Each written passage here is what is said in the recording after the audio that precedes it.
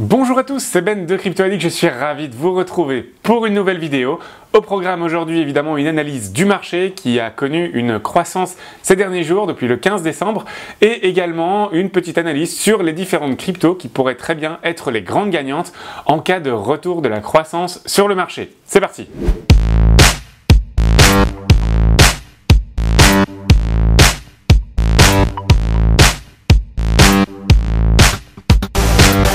Alors, une croissance de 28% en moins de 4 jours. Si vous m'aviez dit cela le 15, je vous aurais sans doute pris pour un fou. Mais non, ça s'est bien produit et en effet, le marché a connu de belles croissances ces derniers jours. En effet, même si nous avions parlé de ce support des 3200 comme étant solide, après un tel rebond poussant le prix si vite et si haut, eh bien, ce n'était pas vraiment notre première option. Bon, évidemment, alors on va pas s'en plaindre. Alors, jusqu'où cela peut aller? À vrai dire, une hypothèse probable serait de voir arriver une configuration de épaule, tête-épaule inversée. Alors c'est vrai que j'aime bien les trouver, mais pour la simple et bonne raison que c'est de très loin l'une des configurations chartistes les plus validées. On parle en général d'à peu près plus de 80%, donc on peut vraiment la prendre au sérieux. Alors où est-ce qu'on la voit exactement cette configuration? Passons au graphique. Lorsque nous prenons le graphe du BTC en horizon 8 heures, nous voyons assez clairement ici une première épaule et la tête qui est actuellement en train de se former. Dans le cas où la ligne de coup est bien atteinte, on pourrait donc voir se former la deuxième épaule dont nous pourrions estimer l'amplitude à peu près la même que celle de la première épaule avec un bottom dans les 3600 $ et qui clôturerait ainsi la configuration et laisserait alors envisager une croissance. La ligne de coup est ici dans la zone des 4300 $.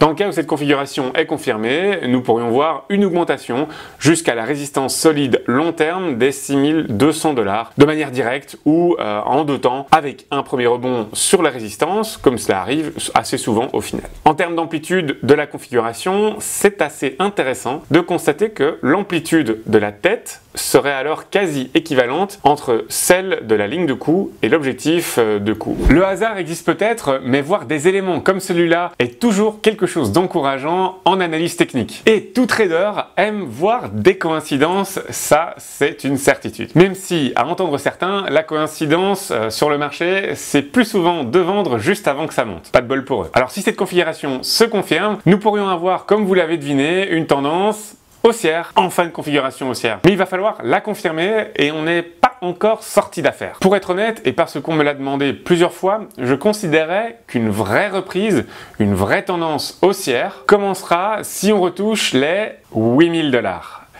Et non. Pas ici, un peu plus haut, encore un peu plus haut, on y est presque, et voilà les 8000 $. On peut dire qu'il y a encore du chemin avant d'y arriver. Alors ici, je parle bien d'une vraie confirmation, mais il sera toujours important de pouvoir se positionner avant et de trader. Bon. Et pour ce qui concerne les alts qui pourraient performer et gagner en importance maintenant, alors il est vrai que faire un choix entre les différentes alts et majors n'est pas forcément facile et notre liste contient en réalité plus d'une dizaine de cryptos, mais pas forcément beaucoup plus parce que nous préférons actuellement nous baser sur du concret pour les prochains rallyes plutôt que sur des projets. Alors c'est parti. La première, c'est ZIL. Et oui, c'est l'une des cryptos dont parlent souvent les investisseurs. Pourquoi? Eh bien, car ils ont la technologie avec eux. Ils ont réussi, lors de stress tests, à avoir plus de 2828 transactions sur la blockchain par seconde. C'est sans conteste l'une des meilleures cryptos à ce niveau, surtout car elle arrive à se maintenir à ce niveau grâce à sa technologie innovante et à son transaction sharding.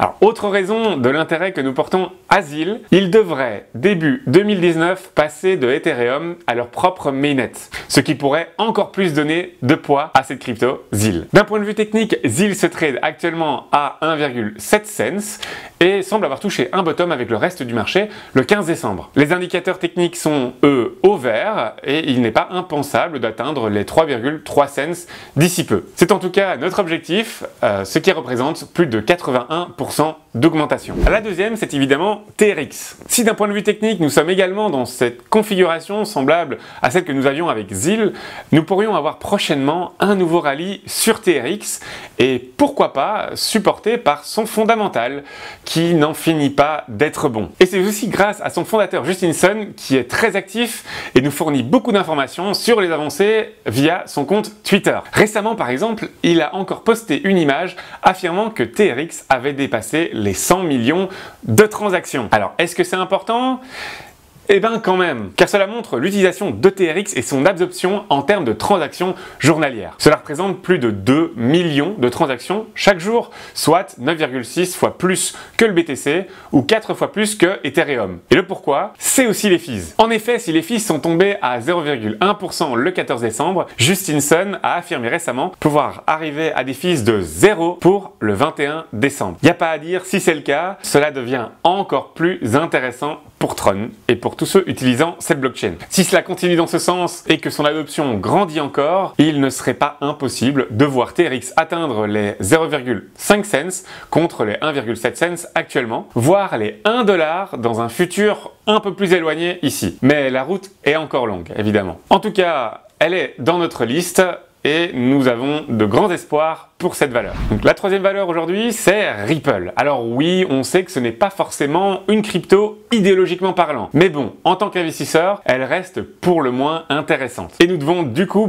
la prendre en compte. D'un point de vue technique, XRP a montré une certaine résilience ces derniers temps face au Bitcoin après s'être approché de son support long terme des 26 cents. Bien loin évidemment des 3,5 dollars atteints en janvier. Ripple jouit aussi toujours d'une situation fondamentale positive. Que cela soit par l'adoption de Ripple par l'UEA Exchange, donc l'échange des Émirats Arabes Unis, mais aussi avec la Corée du Sud et la Malaisie grâce à son système RippleNet. Autre élément fondamental, c'est le partenariat avec GMT, la plus grande entreprise de services financiers en Israël, et qui va utiliser Ripple pour ses paiements internationaux. Alors, du coup, dans le cas où Ripple arrive à casser les 50 cents, cette barrière, cette résistance assez solide, nous aurions comme objectif d'atteindre les 76 cents, de dépasser peut-être le dollar et atteindre dans un premier temps les 1,5 dollars. Même si dépasser le ATH semble compliqué sur le moyen et long terme, nous ne serions pas surpris de revoir ce niveau en 2019 ou 2020. La dernière crypto de cette courte liste,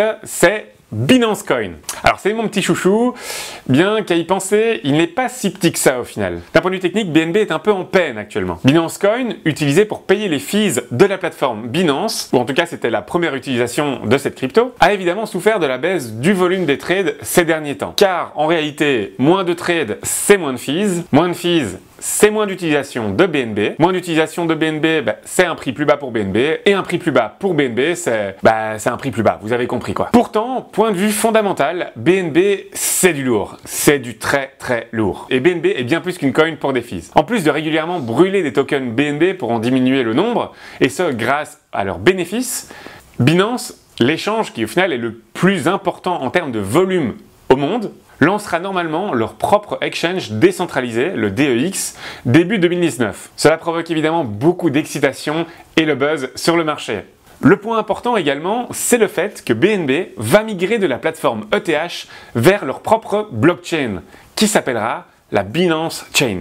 L'idée d'un échange décentralisé va faciliter la multiplication des paires de trading sur par exemple BTC et ETH, mais du coup aussi sur des paires comme par exemple TRX ou encore Neo. Autre point intéressant, Binance a récemment annoncé l'ajout d'une nouvelle fonctionnalité qui pourrait bien bénéficier aux investisseurs institutionnels. En effet, il sera bientôt possible de créer des sous-comptes sur Binance et donc établir différents comptes ayant chacun leur profil d'investissement. En plus de cela, BNB commence à être de plus en plus accepté sur des sites de réservation, des stores online, etc. etc.